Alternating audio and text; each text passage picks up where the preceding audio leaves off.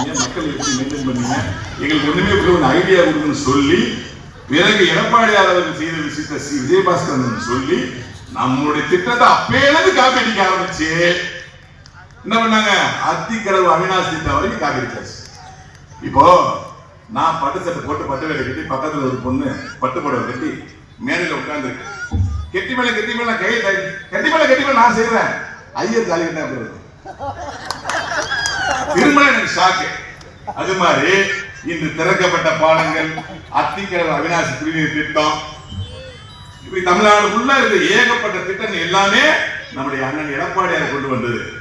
ஆனா இவங்க என்ன பண்றாங்க, சிசரை மட்டும் கைட்டு வர்றாங்க. எதுக்கு கத்திரிக்கோலை வச்சு ரிப்பனை கட் பண்றதுக்கு வராங்க, கட் பண்றதுக்கு. அப்படி கட் பண்ணவங்க என்ன செய்யணும், 2026 பெரிய கத்திரிக்கோலை கட் பண்ணி அப்படி வாரமா வச்சிடணும். அப்படிங்களா? பெண்களை பார்த்து ஒரு கேள்வி கேட்கிறேன்,